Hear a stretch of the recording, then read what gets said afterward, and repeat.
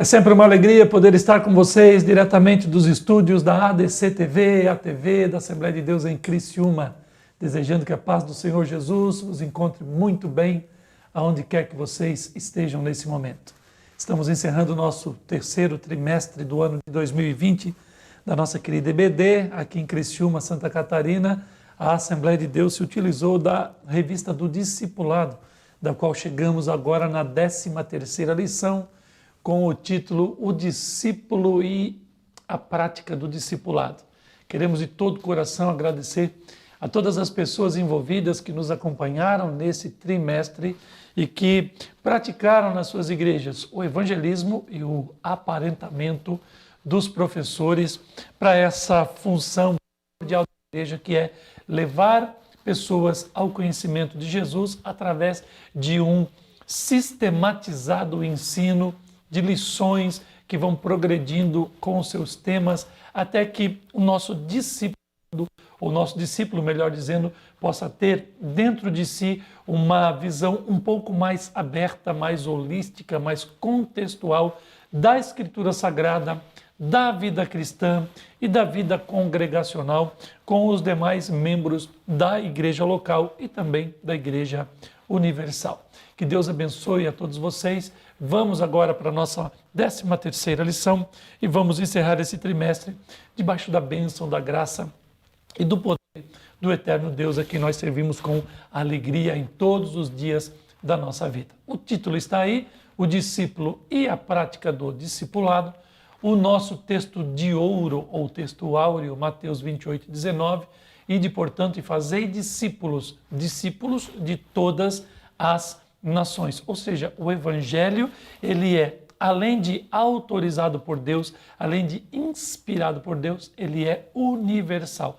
Não há cultura no globo terrestre, não há cultura dentro da humanidade que não tenha a capacidade de compreensão e recepção da mensagem do Evangelho. É por isso que todas as nações, elas são campos missionários aonde fazemos discípulos.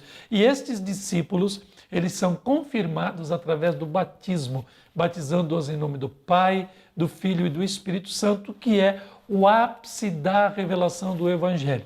O Deus Trino, o Deus que é uma substância, que é também três pessoas, um Deus que é invisível segundo a Escritura Sagrada, que se revela por Jesus Cristo, seu Filho unigênito, que estava no seio do Pai, que veio nos revelar, esse Deus que em essência é desconhecido porque ele é em si, o eu sou, e ele tem uma estrutura como ser que nós, humanamente falando, somos impossibilitados naturalmente de compreender. E essa é a promessa do cristianismo, a vida eterna e a condição de vermos Deus face a face naquele eterno e no perfeito estado. Então, esse Deus maravilhoso que é Pai, Filho e Espírito Santo será totalmente, hoje ele é aceito e compreendido pela fé, mas ele será totalmente conhecido do jeito que ele é naquele dia glorioso. Portanto, servir a Deus hoje é uma atitude de fé e o justo vive da fé, não da lógica humana, não da racionalidade, não querendo explicar Deus por termos humanos, nós nunca conseguiremos. Então, nós precisamos, nas Escrituras Sagradas, buscar esse entendimento, que nós podemos descansar nesse Deus que é muito mais além daquilo que nós podemos imaginar. Ele é trino, ele é santo, santo, santo, ele é Pai, ele é Filho, ele é Espírito Santo, ele é o Criador, ele é o Salvador, ele é o Consolador das nossas vidas. Nós temos 3 tópicos para essa lição, as outras foram 4, essas serão 3. A prática do discipulado, a missão de todos os membros da igreja. Veja que se há uma igreja e há membros na igreja, não há uma igreja que não seja formada por membros. Logo, membros no plural fala de uma coletividade. Nós não podemos dividir, não podemos segregar, não podemos particionar a igreja. Por quê? Porque a igreja é o corpo de Cristo, que é o Filho de Deus, que também é Deus. E o Deus que nós servimos, ele não pode ser particionado, ele não pode ser dividido. Você pode até tirar um membro do corpo humano. Por quê? Porque o corpo ele é finito. A soma humana, ela é finita e ela é particionável. Você pode viver sem uma perna, sem as duas pernas, sem uma mão, sem as duas mãos, mas você não pode dividir Deus. Por isso ele é uma essência, ele é uma substância que é habitada por Pai, Filho e Espírito Santo, e essa personalidade de Deus é indivisível, ou seja, não dá para dividir Deus, assim como também, em tese, não dá para se dividir igreja. Você não pode ser igreja sozinho, você precisa ser igreja com mais alguém. Isso começa com 2, isso começa com 3 e isso vai se multiplicando. Mas jamais você pode ser igreja sozinho, segregado ou afastado. Então, o discipulado é uma missão de todos na igreja, de todos os membros. Não há quem não possa fazer ou não deva também fazer. A prática do discipulado, ferramenta para o crescimento da igreja. Você vai analisar em Atos dos Apóstolos uma igreja viva, pulsante e crescente. Então a obra de Deus, ela nas fórmulas matemáticas, ela adiciona e ela multiplica. A igreja não divide nem subtrai.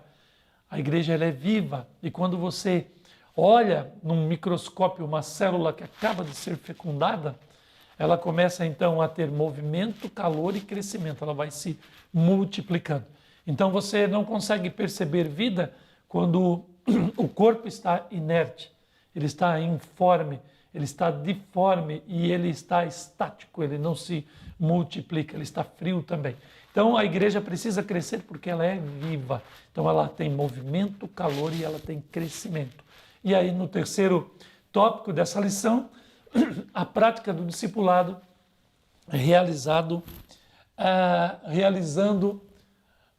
a prática do discipulado realizando o discipulado. Me perdoem aí pelo lapso dessa fala. Ou seja, o discípulo vai se tornar um discipulador também.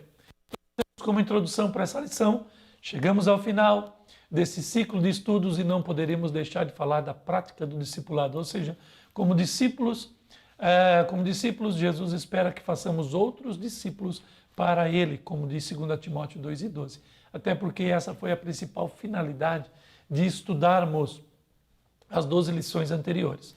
É preciso lembrar que a igreja, enquanto agência divina, possui pelo menos 5 funções básicas na sua tarefa na terra, as quais são, primeiro, adorar a Deus, ter comunhão, proclamar o evangelho, a proclamação, serviço e o ensino. Entre estes papéis não existe aquele que possua maior ou menor grau de importância. Todos são indispensáveis.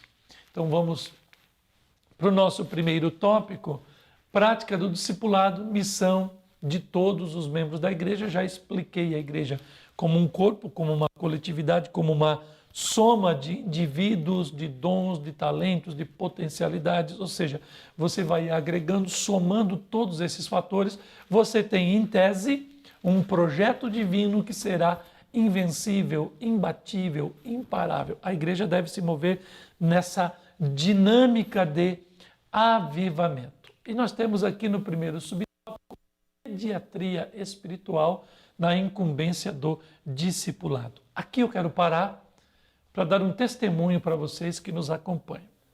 Quando eu conheci a Cristo com 16 anos de idade, eu fui num domingo, no dia 12 de junho de 1988, num domingo à noite, fui ao culto, ouvi a palavra, me converti.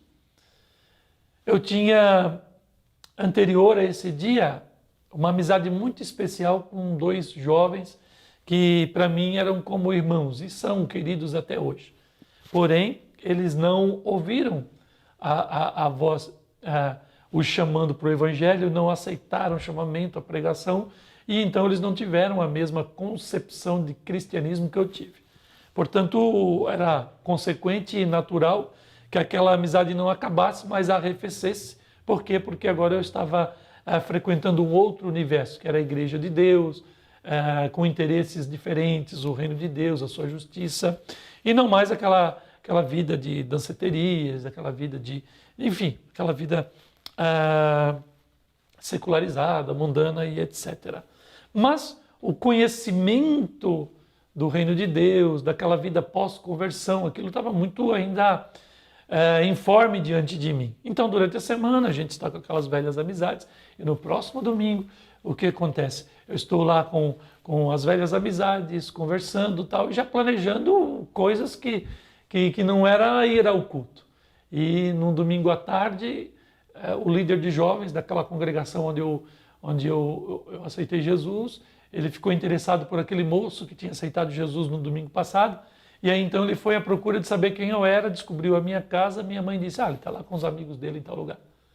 E ali eu já estava meio que confundido, e de repente aquele moço que eu nunca vi na minha vida, bateu palma na frente da casa de um daqueles meus amigos, e ele me chamou pelo nome, eu estranhei, cheguei lá, ele se apresentou, o nome dele é Lindolfo Chaves dos Santos, ele hoje é pastor lá nos Estados Unidos, ele está integrado à Convenção das Assembleias de Deus dos Estados Unidos, e um grande amigo meu, e aí ele disse, se apresentou, sou o líder de jovens, e eu vim aqui para te levar no culto hoje à noite.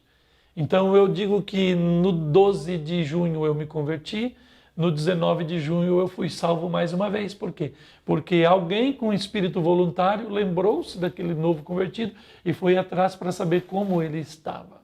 Então é a mesma coisa na igreja. Nós precisamos ter esse sentimento, como diz aqui nesse tópico, nesse subtópico do primeiro tópico da nossa lição, nós precisamos ter esse entendimento de forma analógica de um novo convertido como um bebê recém-nascido. E é por isso que o nosso autor da lição ele vai usando essa terminologia pediatria espiritual. Então, a pediatria, como ele diz aqui nesse texto, tem um propósito, que é monitorar o crescimento saudável. Por quê? Porque aquilo que é vivo, ele cresce. Ele se move e ele cresce, ele vai se multiplicando. Então, a tendência do recém-nascido é ele crescer. E então, qual é a visão que um discipulador ele tem que ter? O monitoramento desse crescimento que ele é subsequente ao nascimento. Então, isso é inevitável, vai crescer. E você sabe que um ser humano, ele não é um animal. Ele precisa ser educado, ele precisa ser então conduzido, ele precisa então ser administrado. Primeiro ele vem para o colo, depois ele começa a andar depois de um ano. Veja como ele é indefeso, como ele não consegue sozinho vencer os obstáculos da vida. Um recém-nascido que não tiver cuidado de um ser adulto, ele fatalmente vai morrer, ele não tem nenhum tipo de defesa, ele não tem pelo, ele não tem garras, não tem dentes, ele não tem força, ele não consegue andar, ele não tem entendimento, ele não tem instinto. Então veja, o ser humano é diferente dos animais que já nascem com um propósito específico e um fim para eles mesmos. O ser humano não, precisa ser educado. E aí você vê que se você não ensinar um idioma, se você não ensinar as primeiras bases para o ser humano, ele recrudesce e ele fica mais baixo do que as feras, por assim dizer. Ele fica uma pessoa amorfa, sem sentido, sem instrução nenhuma, ele fica menos que um animal. Então ele precisa ser instruído, por quê? Porque o corpo ele vai crescer. E a igreja ela precisa ter essa visão de receber os novos convertidos, que são nascidos do Espírito, dados por Deus, e a igreja precisa conduzir, moldar essas pessoas em um crescimento saudável, que leve eles a um perfeito conhecimento do reino de Deus. Depois, nós temos um segundo subtópico aqui, que a gente coloca que é preciso ter um sentimento pelas necessidades das pessoas antes de elas irem ao templo. Como assim? O que o nosso autor ele está querendo nos ensinar aqui nessa lição? É que a pessoa, antes de receber o evangelho, ela estava de alguma forma sendo atacada, ela estava de alguma forma sendo prejudicada por algum vício, por algum trauma, por algum paradigma que estava lhe prejudicando e lhe levando para a morte. Lembre que o nosso inimigo, o ladrão, ele vem para matar, vem para roubar, ele vem para destruir. Então essa é a função do reino das trevas, destruir aquilo que é obra de Deus. E então, quando você recebe uma pessoa no seio da igreja, você olhar para ela só da conversão para frente e exigir dela plena santidade, pleno conhecimento, aquele status de um salvo perfeito. Você tem que olhar para trás e você tem que entender que eles têm que ser reconstruídos. Há uma concepção dos pais da igreja acerca dos novos convertidos que se chama anakephalaioses no grego, ou reencabeçar.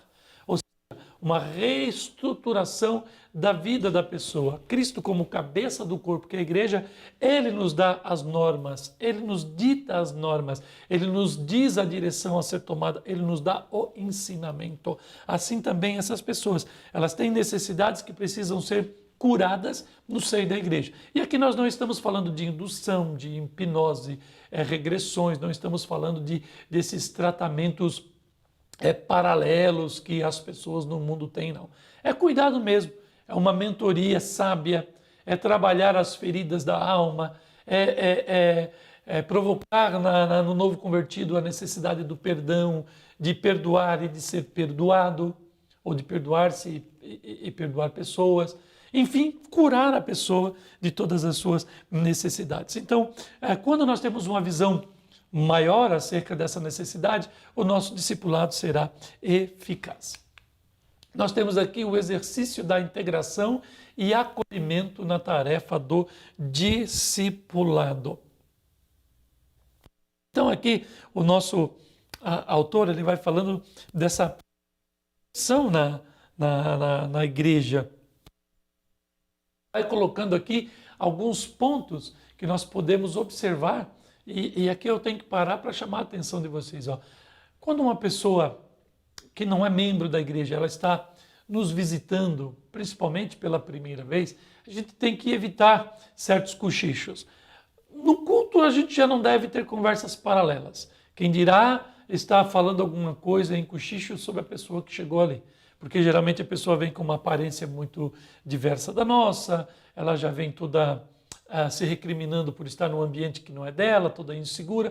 Então essas coisas podem ser mal interpretadas pela pessoa que acaba de chegar no nosso meio. Nunca deixe um visitante sozinho. É muito triste quando você vê uma pessoa que não é daquele ambiente, chegou naquele lugar e ela está ali sozinha. Muitas pessoas vão querer estar sozinhas. Mas daí você não pode deixar de oferecer-se para estar com elas ali. E ali nós precisamos estar preparados. Por quê? Porque nós podemos pegar pessoas embriagadas, pessoas viciadas, pessoas que estão com a higiene deficiente, mas nós precisamos ter um equilíbrio de Cristo para poder estar ali do lado daquela pessoa e demonstrar amor, carinho, cuidado, sem sufocar, sem subtrair a liberdade daquela pessoa, mas provocando um ambiente saudável, você do lado, se prestando a estar ajudando. Ajude a manusear a Bíblia e a harpa, isso é maravilhoso. Hoje as igrejas elas têm um pouco mais de conforto e tecnologia, inclusive os hinos da harpa colocados no telão, com data show e etc. E aí então você deve conduzir, explicar, isso aqui é o hino congregacional, vamos cantar e tal. Enfim, você precisa estar ali do lado dando o auxílio primeiro para aquela pessoa. De bom testemunho, de amor e de respeito, respeitando a condição daquela pessoa, não importa o sexo, não importa a condição que a pessoa esteja naquele momento. Não fale mal do culto, dos hinos, das mensagens, etc. Procure se abster desse tipo de comentário, que é impróprio, é claro. Fique atento às mudanças de comportamento da pessoa, e ore também em espírito para que Deus trabalhe nessa guerra espiritual. E acompanhe até o púlpito, se for o caso, no momento do apelo. E no final mostre que foi um prazer poder ter aquela pessoa no nosso meio. Você vai perceber que Deus vai lhe dar condições de ser uma pessoa muito carismática, muito atraente, muito agradável para fazer esse tipo de trabalho. E a gente não pode perder uma oportunidade, porque uma alma ela tem muito, muito valor mesmo. Não fazer acepção de pessoas, seja um deputado, seja uma pessoa recém-chegada na igreja. Deve ter também. A gente que tem já um convívio na igreja percebe facilmente a condição da pessoa, se ele é um afastado do evangelho, se ele é uma pessoa que recém chegou. Um crente mais maduro, ele percebe bem essas coisas. E aí nós precisamos criar um ambiente de ambientação. Veja que coisa legal isso aqui, um ambiente de ambientação. Então é certo que hoje nós estamos vendo que as igrejas têm se tornado um lugar assim meio que vazio, meio morto de simbologias, de sentimentos. Nós precisamos fazer da casa de Deus um ambiente um pouco mais sacro, um pouco mais devocional, mas também nós não podemos afastar as pessoas assim daquele sentimento de estar num lugar agradável. Então procure manter a igreja limpa, organizada, cuidem do som da igreja de vocês e procurem fazer com que a membresia seja treinada para poder fazer aquele ambiente local da congregação um ambiente totalmente aprazível, um lugar maravilhoso de estar, sem correr no erro de fazer da casa de Deus uma espécie de shopping center. Outro dia eu conversando com uma pessoa e ela me dizendo que foi em uma denominação, chegou lá, o porteiro estava com uma luva na mão, e aí estava chovendo, já veio com um guarda-chuva, e já colocou lá umas etiquetinhas nos filhos, e a coisa era tudo muito organizada, disse que até para ofertar a coisa era ali do lado, e começou a falar que o som era maravilhoso, que a cadeira era extraordinária, que o lugar era, o bebedouro era extraordinário, começou a falar tanto daquele lugar, e eu perguntei para ele, mas você estava numa igreja ou você estava num shopping center? Aí ele olhou assim para mim, mas por que você está falando isso? Não, é porque você não está falando do louvor, você não está falando da mensagem, você não está falando da instrução, você não está falando da doutrina do lugar, você está falando do ambiente, você está falando do momento, você está falando de um conforto. Você está indo na igreja para ser servido ou para servir a Deus? Então a gente não pode também incorrer nesse erro de querer fazer do templo sagrado um lugar onde as pessoas sejam mimadas. Se sentir bem é estar num lugar onde o Espírito Santo e a palavra tenham liberdades para trabalhar no coração de todos, inclusive dos salvos, do pregador que vai pregar, daqueles que vão ministrar o louvor, um lugar de liberdade e de alegria, onde Deus esteja operando, mas não no lugar onde as pessoas façam daquele lugar um lugar de satisfação. Por exemplo, minha esposa coordena o trabalho de crianças aqui na cidade de Criciúma. E uma das coisas que ela observa é a falta de entendimento de muitos pais que pensam que a igreja é o lugar onde elas vão vir adorar a Deus e o professor de criança ele é um agente de entretenimento infantil. Tem que ter pipoca, tem que ter bala, tem que ter um lugar para ver um filminho, um lugar para depositar os seus filhos para que ele possa adorar a Deus em paz. É uma visão totalmente errada, a igreja não é para isso. O certo seria ele trazer a sua criança para o culto infantil e entregá-la a uma professora madura que vá fazer o culto num formato infantil para que o seu filho saia dali instruído e ele no final do culto ele venha perguntar para o filho, para o professor o que foi ministrado para o seu filho ali. Afinal de contas é a herança de Deus que está sendo depositada na casa dele e agora ele dedicando ou ele confiando, melhor dizendo, a sua herança na mão de um professor em uma igreja. Então veja, nós não podemos fazer da casa de Deus uma espécie de um shopping, um lugar onde a gente possa se sentir bem, entre aspas. Nós não podemos também trabalhar nessa dinâmica, porque podemos perder aquela pessoa que está vindo para conhecer Jesus. Ela pode interpretar mal toda aquela situação e ela ver ali organização demais, vamos dizer assim. Cada membro da igreja sendo um discipulador. Que coisa extraordinária, né? A igreja como uma família, ela vai exercer aqui a autoridade da paternidade e da maternidade. É isso que nós vamos ver aqui nesse tópico. Então, quando o apóstolo Paulo, por exemplo, conheceu Timóteo, ele amou tanto Timóteo, discipulou Timóteo, que depois o chamava de o meu filho na fé. A gente não sabe se o apóstolo Paulo era casado, muito menos se tinha filhos. O apóstolo Pedro, por exemplo, a gente sabe pelo evangelho que ele tinha uma sogra, portanto ele era casado.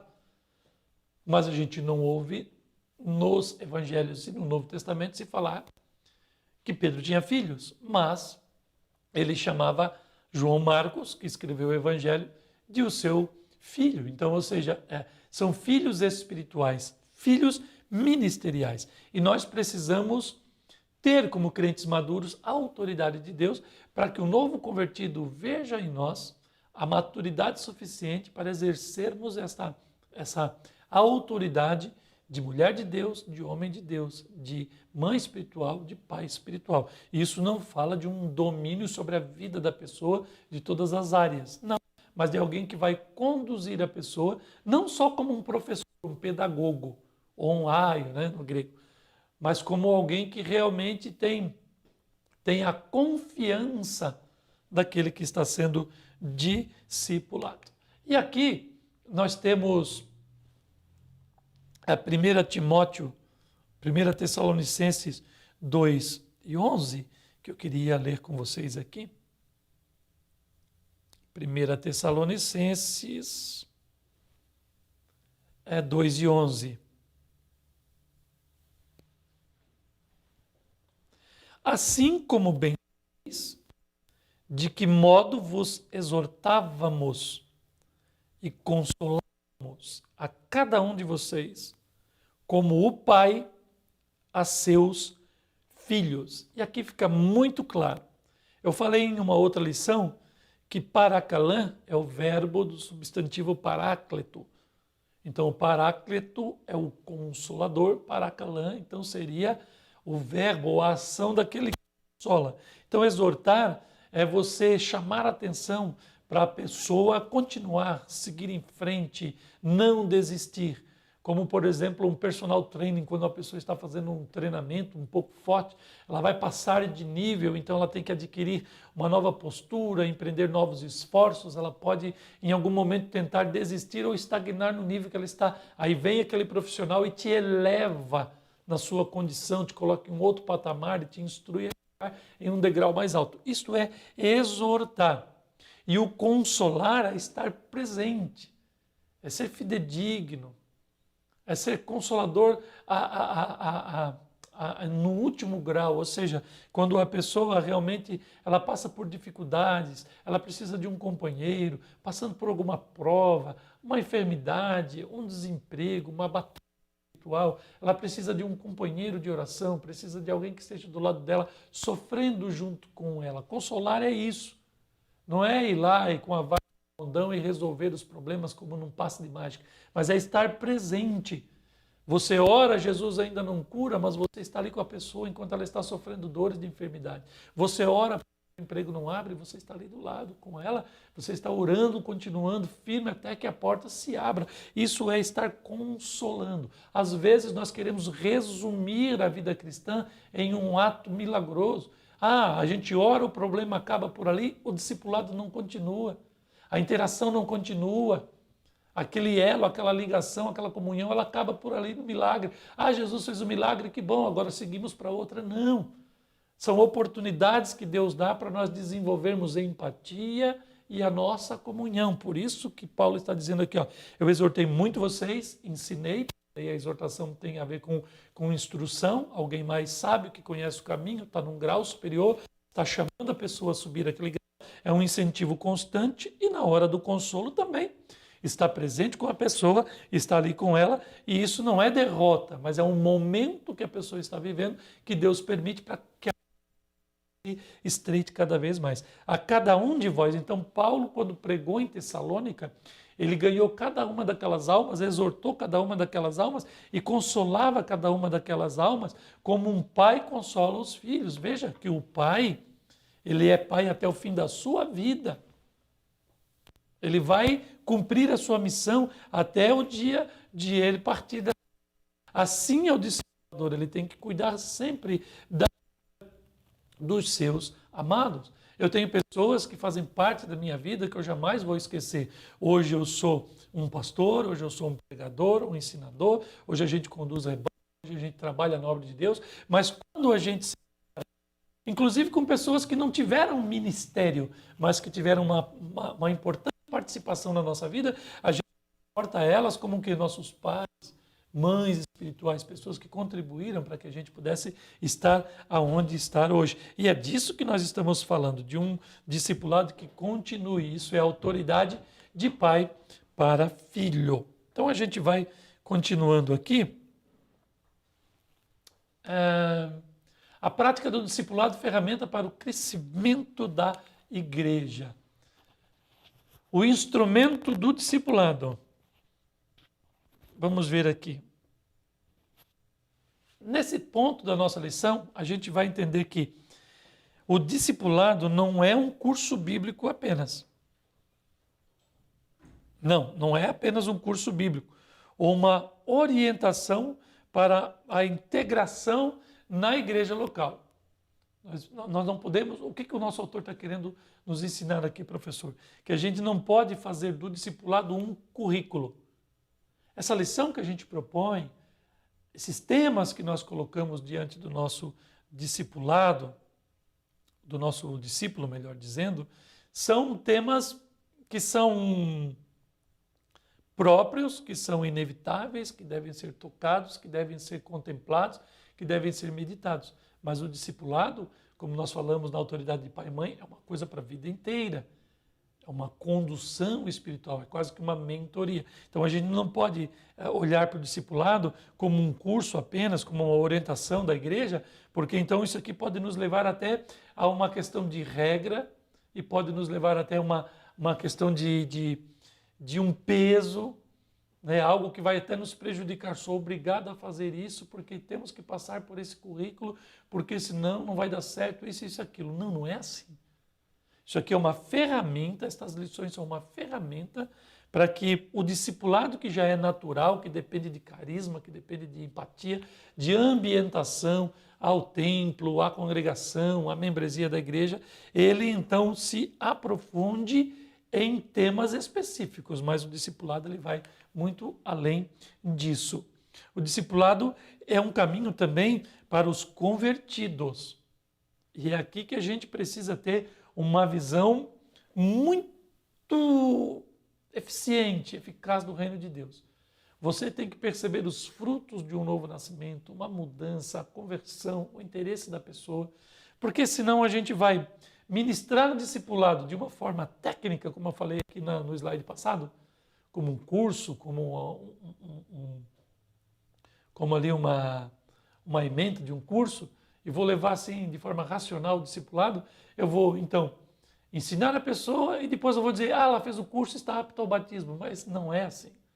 A pessoa ela tem que ter nascido de novo, despertar um interesse pelas coisas de Deus, para então fazer o discipulado, e aí então através do discipulado, o discipulando ele vai percebendo a maturidade espiritual, para depois que essa pessoa passe pelo discipulado, ela de fato então progrida na sua vida espiritual. Então, o discipulado ele é para convertidos, quem discipula e quem está sendo discipulado, são pessoas convertidas, e também aqui nesse slide e nesse próximo, a gente vai aprender que não há dom de discipular. Ah, irmão, eu não vou discipular porque eu não tenho o dom de discipular. Não existe esse dom na Bíblia. Isso é uma ordenança de Jesus. Ide e fazei discípulos. O salvo, ele tem condições de discipular pelo simples fato que ele é salvo. Ele conhece Jesus, ele tem um testemunho de Jesus, ele tem um porquê ter aceitado Jesus. Então é tudo muito consequente, é tudo muito prático, é tudo muito lógico, é tudo muito facilitado pela experiência que o salvo tem com o próprio Senhor Jesus na hora de discipular. Então vamos para esse subtópico, a importância do discipulado para o crescimento da igreja.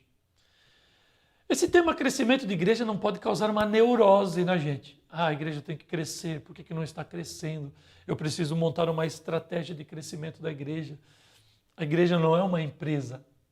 Nós não podemos, por recursos humanos, primeiro, obter a salvação. Por quê? Porque ela vem pela ação da graça e ela é um dom de Deus. Então ninguém vai salvar-se porque escolheu salvar-se, decidiu salvar-se. Então a mecânica da salvação, ela se desenrola num contexto espiritual, num mundo espiritual, onde o Espírito de Deus trabalha no espírito do ser humano e é a graça que vai movendo o homem para Deus e Deus para o homem. É isso que acontece. A salvação pertence totalmente ao Senhor nosso Deus. Então o crescimento da igreja depende de novos convertidos. Nós vivemos um momento onde pessoas trocam de denominações e há um enchimento. E há então, em certos movimentos, um fenômeno de inchaço de pessoas, mas não de crescimento de salvos. E geralmente esses movimentos que de uma hora para outra eles incham, aparecem, se tornam grandes e poderosos, com o passar do tempo eles tendem a diminuir. Por quê? Porque aquilo que é de Deus não permanece. Então a emoção, o ufanismo, a histeria acaba caindo por terra. Então muito cuidado quando você vê alguém dizendo o Cristo está ali, o Cristo está lá, o Cristo está acolá. É o que está acontecendo muito hoje em dia. Então não é crescimento, é simplesmente um inchaço. Por quê? Porque cresce aquele movimento, esvazia aqueles outros. Então, no reino de Deus não há nenhum tipo de ganho com estes fenômenos humanos, carismáticos, totalmente persuasivos, totalmente carregados de técnicas de comunicação, de tecnologia e de inovações. Estamos falando aqui de um crescimento que Deus dá à igreja. É igual Jesus dizendo para Paulo, fique nesta cidade que eu tenho muito povo nesse lugar. O Deus eterno, que está dentro de uma dimensão que não é o tempo, conhece as pessoas, o coração de cada um, sabe quem vai de fato ouvir o evangelho e se converter. Ele tem tudo isso já diante de si, porque ele é o eterno, um todo simultâneo, ele conhece todas as coisas. E o crescimento da igreja, então, quem dá é Deus, e é Deus que dá o salvo para a igreja. Mas nós precisamos entender que mesmo Deus dando os salvos para a igreja precisa estabelecer o princípio do discipulado para que esse crescimento ele seja embasado, estruturado e ele seja voltado para o qualitativo, não o quantitativo. Então, se você ganhar 100 almas, ou se você pescar num aquário aí 100 almas e você não discipular, é capaz no final do ano você não ter nenhuma.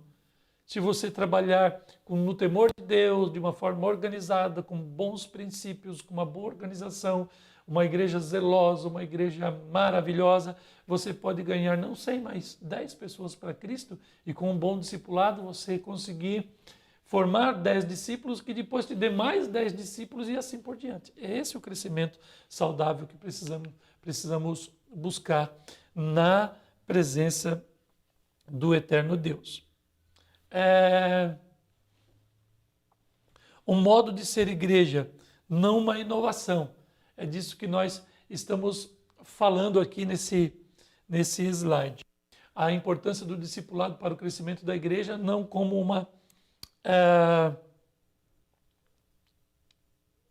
uma inovação, mas um modo de ser igreja, a gente já falou aqui. E aqui nós temos uns pontos que eu quero voltar aqui nesse ponto aqui, ó.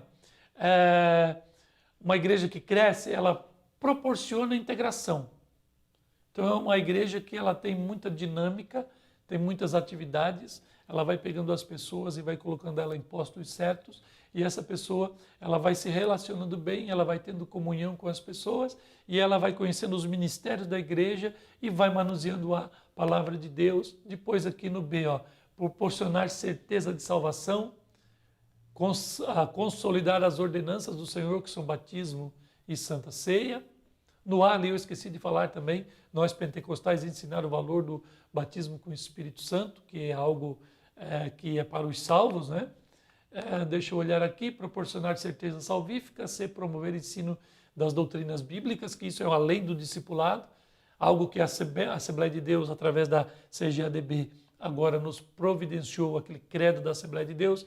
Todo novo convertido ele deve conhecer aquele credo, passar pelo discipulado e já estudar aquele credo para se envolver com as doutrinas bíblicas, promover estabilidade doutrinária, né, através do credo, como eu já falei aqui, promover a semelhança de Cristo, uma membresia, uma igreja que siga os passos de Cristo e tenha Cristo como seu modelo, e depois aqui promover a família. Deus instituiu a família visando a plena execução do seu plano redentor.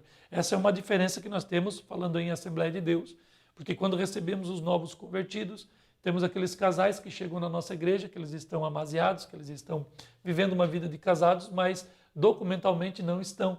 Então a gente, como prioriza a família, a saúde dessa família, como conheceram a Jesus, como Deus ele odeia o divórcio, mesmo alguns, geralmente quem vem nessa situação é porque já vem de uma outra aliança, a gente ministra a cura divina na alma, a gente vai... Lembra daquela passagem lá atrás, falando das necessidades da pessoa? Essa é uma necessidade, vamos curar, vamos trabalhar sobre ela.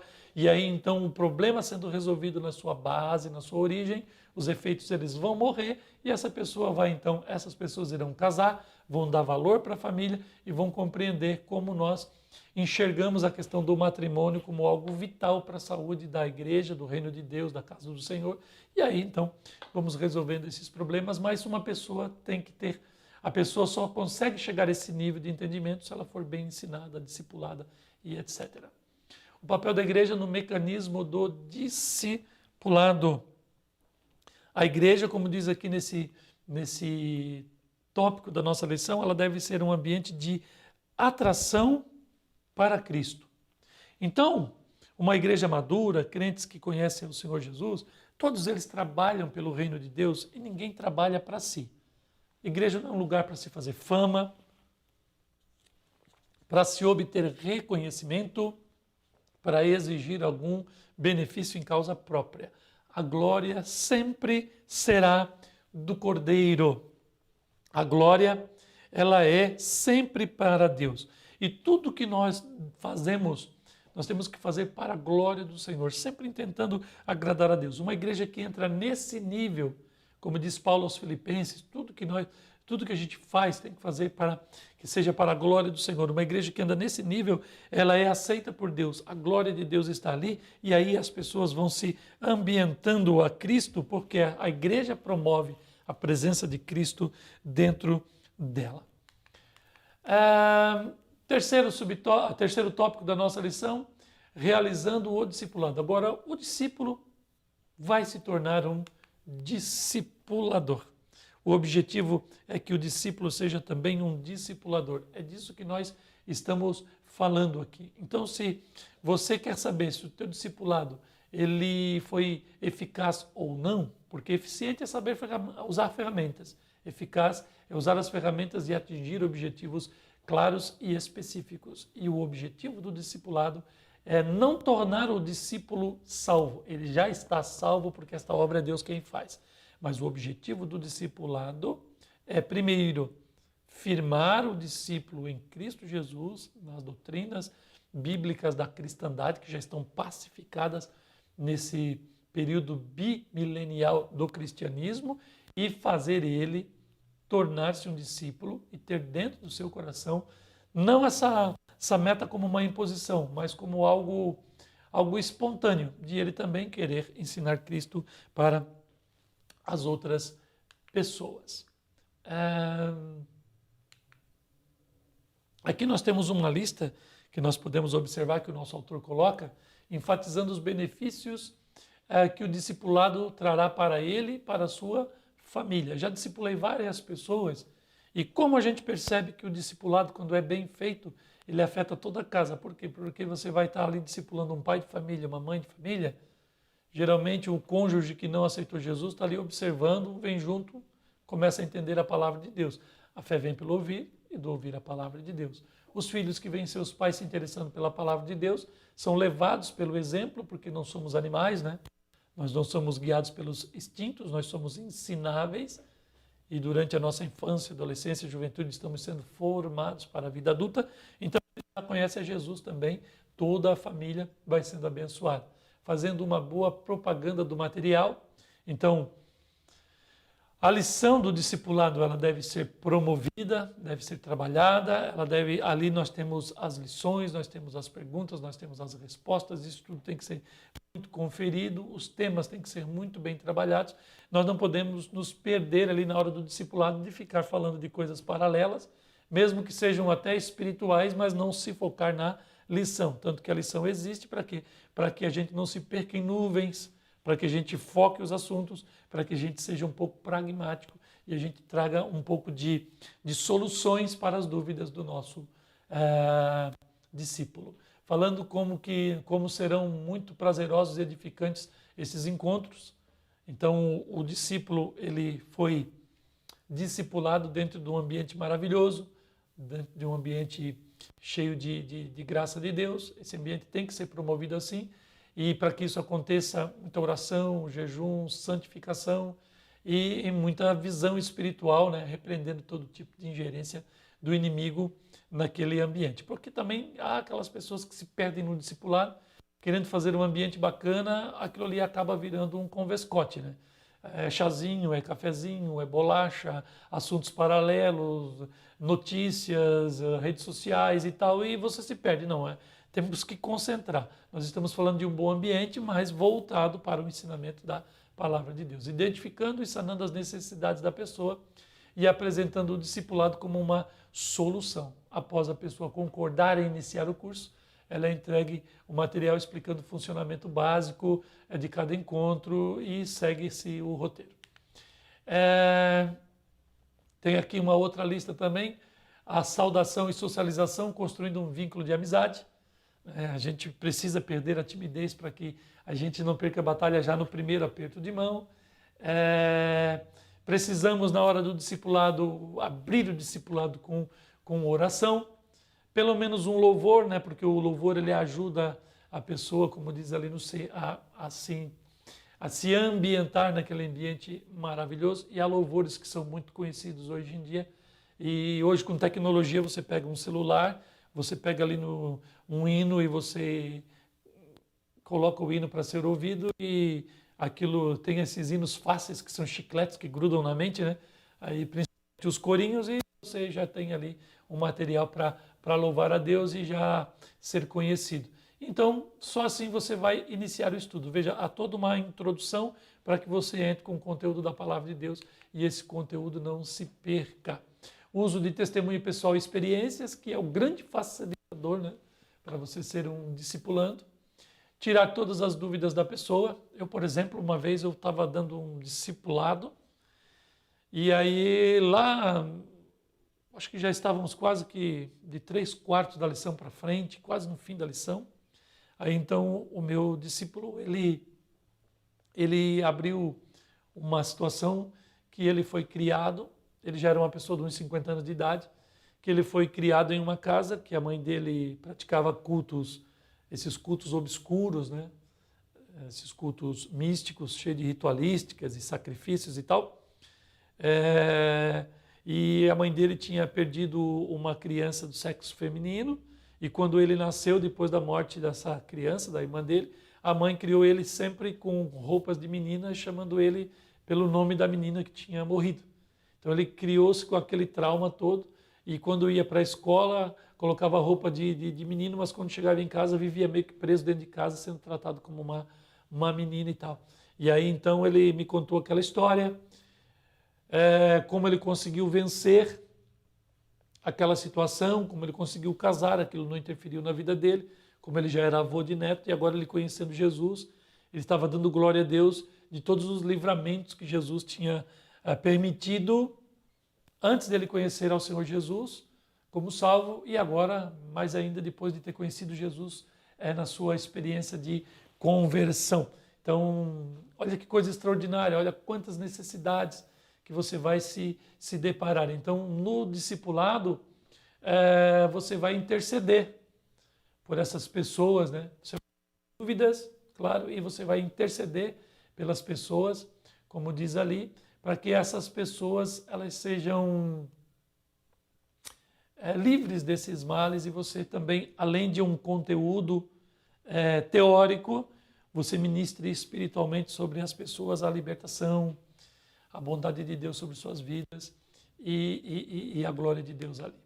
Então, executando o discipulado na prática, a gente vai continuando aqui, socializando as pessoas e no ir ali, conferindo se a pessoa não ficou com dúvida, reparando as arestas e contribuindo para que essa pessoa, então, ela chegue ao final desse discipulado. Concluindo, uma eficiente implantação do curso passa pela percepção de todo o ciclo do discipulado, ganhar, consolidar, edificar, treinar e enviar. Ou seja, uma boa implantação e condução desse curso é uma parte reguladora para a eficácia. Lembre do eficiente e do eficaz. A eficácia é aquele que consegue chegar ao final daquilo que é pretendido, da funcionalidade de todo o ciclo, pois o discipulado não se resume em um curso, portanto não termina em 3 meses. Pelo contrário, o discipulador continuará sendo uma referência espiritual e mentoreando o seu converso, melhor dizendo, em seu progresso para uma vida cristã vitoriosa. Então, concluindo, portanto, o discípulo não deve ser minimizado a uma palestra para o candidato ao batismo em águas, porque instruir o novo convertido na palavra de Deus é tão importante quanto ganhá-lo para o Senhor Jesus. Aqui estão a prática, você dá ali um pause e você pense nelas, e aí então você pode orar por todas as pessoas envolvidas nesse projeto, intercedendo pelo nosso canal ADCTV, por todos nós, curtindo, compartilhando e nos levando adiante em relevância aí no YouTube e no reino de Deus. Que Deus te abençoe. Até o próximo trimestre, que começa na próxima lição. Em nome de Jesus. Tchau.